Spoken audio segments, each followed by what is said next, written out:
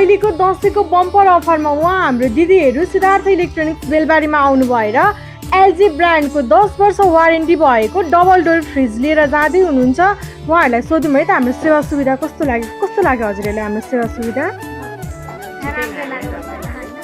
हजुरहरूले अनि lucky draw coupon पनि पाउनुभयो है?